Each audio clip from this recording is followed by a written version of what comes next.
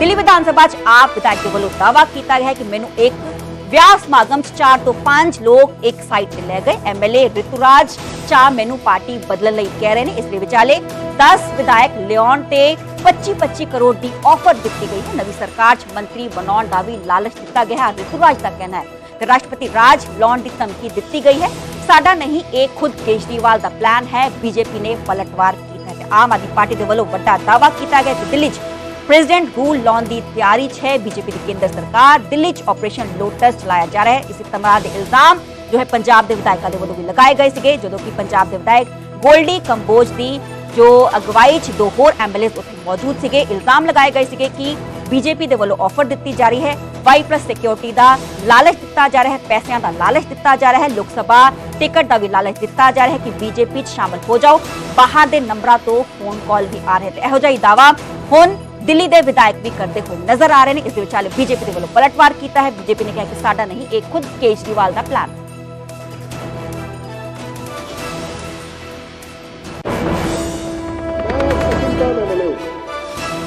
9 साल का कार्यकाल है हमारा। कल पहली बार अध्यक्ष जी एक शादी अटेंड करने के लिए गया मैं रामलीला मैदान के महारैली के बाद बवाना के दरियापुर में।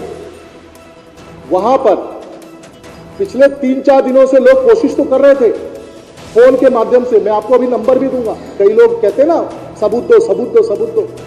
आज दिल्ली विधानसभा के अंदर में सबूत मैं दूंगा कि किस तरह से इन्होंने घटिया काम करने का काम किया और किस तरह का घटिया चीज कर रहे हैं लोग। कल दरियापुर में 9:15 बजे के आसपास जब मैं एक शादी अटेंड करने के लिए गया, मुझे ऐसा प्रतीत होता है कि वो लोगों को पहले से जानकारी थी कि मैं वहां पर जाने वाला हूं। 3-4 लोग मुझे एक तरफ ले गए, मुझे बैठाया और मुझसे कहा कि देखो दिल्ली के अंदर अगर आप लोग नहीं मानोगे, हम आपको बार-बार फोन पे कोशिश कर रहे हैं मनाने की, बताने की, अगर आप नहीं मानोगे कुछ नहीं मिलेगा। दिल्ली के अंदर में राष्ट्रपति शासन लगाने वाले हैं, आप मान जाओ। आप अपने साथ 10 विधायकों को तोड़ करके ले आओ, सबको 25-25 करोड़ रुपया देंगे और आपको मंत्री पद देंगे जो सरकार बीजेपी बनाएगी। देखिए, हमारे हिसाब से ये सवाल ही नहीं उठता है। संविधान में ऐसा कोई नियम कानून नहीं है कि unless and until you obtain a conviction, एक बैठे हुए मुख्यमंत्री को आप जेल में डाल दो और ये इमेजिन करो कि सरकार बदल जाएगी। और अगर भाजपा ये चाहती है कि आज देश, भाजपा का तो ये बड़ा षड्यंत्र है फिर कि जिस मुख्यमंत्री को आप नहीं हरा सकते चुनाव में, बहुत अच्छा एक ईडी का फर्जी केस लगा दो, उसको जेल में भेज दो और बोलो कि राष्ट्रपति शासन लगा देंगे। तो ये भाजपा का पूरा षड्यंत्र है। बेशर्म भाजपा एक बार फिर से मंत्री पद का लालच देकर अरविंद केजरीवाल जी के सिपाहियों को तोड़ने की कोशिश कर रही है और साथ ही साथ ये भी कह रही है कि भाई देखो, हमने तो बिना सबूत के अरविंद केजरीवाल जी को अंदर कर दिया, अब हमारी योजना राष्ट्रपति शासन लगाने की है। तो अगर चाहते हो कि राजनीति में बने रहो, ये पकड़ो पैसा, पार्टी ज्वाइन करो और अगर 10 लोगों को लेके आते हो तो राष्ट्रपति शासन के बाद तो हम ही सरकार बनाएंगे, तुम्हें मंत्री पद देंगे। अरविंद केजरीवाल जी जिस चीज़ के लिए जाने जाते हैं कि राजनीति में किसी को बर्दाश्त नहीं कर सकते, वो केवल अपने आप को ही देखना चाहते हैं। ऐसा लगता है कि वो चाहते हैं कि आतिशी जी और भारद्वाज जी भी शराब घोटाले में फंसें। वो चाहते हैं कि ये भी किसी तरीके इस दायरे में आएँ ताकि ये मुख्यमंत्री बनने का सपना ना देख पाएँ, दिल्ली के अंदर संवैधानिक संकट हो जाए। वो चाहते हैं कि दिल्ली के अंदर राष्ट्रपति राज लगे। ये अरविंद केजरीवाल जी क्यों चाहते हैं? क्योंकि अरविंद केजरीवाल को लगता है कि मैं जेल में हूँ, सबूत इतने हैं, मैं जेल से बाहर आने वाला नहीं हूँ और कोई और मुख्यमंत्री बनेगा तो मेरी पार्टी खत्म हो जाएगी, वो सब कुछ हाईजैक करके ले जाएगा, वो पार्टी का मालिक बनकर बैठ जाएगा। इसलिए अरविंद केजरीवाल जी नहीं चाहते कभी भी कि उनके अलावा दिल्ली का कोई और मुख्यमंत्री बन सके आम आदमी पार्टी से। ਅੱਗੇ ਵਧਾਂਗੇ ਤੇ ਗੱਲ ਕਰਾਂਗੇ ਅਕਾਲੀ ਦਲ ਦੇ ਪ੍ਰਧਾਨ ਸੁਖਬੀਰ ਸਿੰਘ ਬਾਦਲ ਲੋਕ ਸਭਾ ਚੋਣ ਨਹੀਂ ਲੜਨਗੇ। ਇਸ ਬਾਬਤ ਉਹਨਾਂ ਦੇ ਵੱਲੋਂ ਬਿਆਨ ਦਿੱਤਾ ਗਿਆ। 6 ਸੀਟਾਂ ਤੇ ਕਾਲਦਾਜ਼ੀ के दिन पर ਸ਼੍ਰੋਮਣੀ ਅਕਾਲੀ ਦਲ ਦਾ ਮੰਥਨ ਚੱਲਿਆ ਤੇ ਅੱਜ ਵੀ ਆ ਮੰਥਨ ਮੀਟਿੰਗਾਂ ਦਾ ਦੌਰ ਲਗਾਤਾਰ ਜਾਰੀ ਰਹੇਗਾ। ਇਸ ਵਿਚਾਲੇ ਸੁਖਬੀਰ ਸਿੰਘ ਬਾਦਲ ਦੇ ਵੱਲੋਂ 1-to-1 ਮੀਟਿੰਗਸ ਕੀਤੀਆਂ ਜਾ ਰਹੀਆਂ ਨੇ। ਇਸੇ ਵਿਚਾਲੇ ਸੁਖਬੀਰ ਸਿੰਘ ਬਾਦਲ ਨੇ ਬਿਆਨ ਦਿੱਤਾ ਹੈ ਕਿ ਮੈਂ ਲੋਕ ਸਭਾ ਚੋਣ ਨਹੀਂ ਲੜਾਂਗਾ। 6 ਹਲਕਿਆਂ ਨੂੰ ਲੈ ਕੇ ਚਰਚਾ ਕੀਤੀ ਗਈ ਹੈ। ਦੱਸ ਕੇ ਬਠਿੰਡਾ ਤੋਂ ਫਿਰ ਹਰਸਿਮਰਤ ਕੌਰ ਬਾਦਲ ਕੈਂਡੀਡੇਟ ਸ਼੍ਰੋਮਣੀ ਅਕਾਲੀ ਦਲ ਦੇ ਹੋ ਸਕਦੇ ਨੇ। ਸਿਟਿੰਗ ਐਮਪੀ ਨੇ ਬਠਿੰਡਾ ਤੋਂ। ਜੇ ਅਸੀਂ ਗੱਲ ਕਰੀਏ ਅੰਮ੍ਰਿਤਸਰ ਸੀਟ ਦੀ ਤੇ ਅੰਮ੍ਰਿਤਸਰ ਸੀਟ ਤੋਂ ਅਨਿਲ ਜੋਸ਼ੀ ਰੇਸ 'ਚ ਅੱਗੇ ਚੱਲ ਰਹੇ।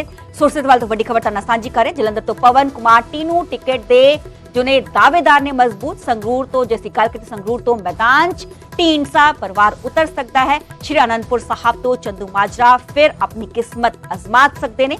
इस विचाले जैसी गल करिए गुरदासपुर सीट दी ते गुरदासपुर तो पार्टी उम्मीदवार की पाल है श्रोमणी अकाली दल।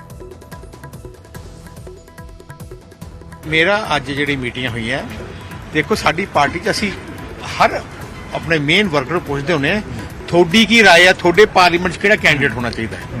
सो मैं 6 पार्लीमेंट हल्कियां दी मीटिंग कीतियां जिते साडे हल्का incharge SGPC member district president important बंदे बुलाए गए सी। इंडिविजुअली उन्होंने मैं मिलके सवेरे तुसीं देखिया 11 बजे तो मैं इत्थे बैठा मिलके मैं सारिਆਂ ਦੇ व्यूज ले लिया, इंडिविजुअली व्यू लेते हैं कंपाइल करके, क्योंकि साडा एक डेमोक्रेटिक सिस्टम है। कदों तक लिस्ट आ जाएगी? हले साडा कंसल्टेशन चल रही है, तो कंसल्टेशन के बाद असीं दस दांगे। इलेक्शन नहीं लड़ रहे? तुसीं इलेक्शन नहीं लड़ रहे? मैं नहीं लड़ रहा। देखो गल ये है कि जदों भी कोई इलैक्शन होती है सारे लीडर आपो अपनी इच्छा जाहिर करते हैं।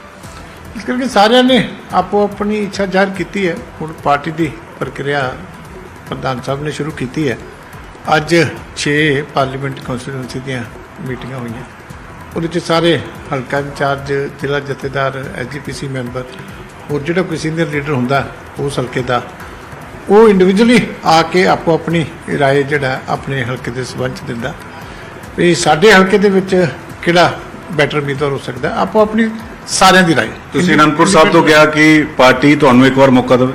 हाँ, मैं क्योंकि 2009 च उत्थों लड़ी सी, उस तो बाद 15 साल तो लगातार मैं अनंदपुर साहब हल्के दे विच ही रोपड़ मेरा अपना विधान सभा हल्का वो भी इहदा पार्ट है। इस करके मैं अनंदपुर साहब तो इच्छा जाहिर की सी। बाकी कल फिर 5 पार्लीमेंट कॉन्स्टिट्यूएंसी दी मीटिंग विचारे ग्राफिक्स जरिए तुहानूं दस रहे हैं कि किहड़े-किहड़े संभावी उम्मीदवार श्रोमणी अकाली दल दे वल्लों ऐलाने जा सकते ने। 6 हल्कियां नूं लैके कल चर्चा की गई। हरसिमरत कौर बादल नूं बठिंडा तो मुड़ तो चोण मैदान च उतारिया जा सकता है। जलंधर सीट तो पवन कुमार टीनू श्रोमणी अकाली दल के उम्मीदवार हो सकते हैं। संगरूर सीट की असीं गल करिए तो परमिंदर सिंह ढींडसा नूं चोण मैदान च उतारिया जा सकता है। अमृतसर तो अनिल जोशी चोण मैदान च उतर सकते हैं। कैंडिडेट श्रोमणी अकाली दल के वल्लों ऐलाने जा सकते हैं।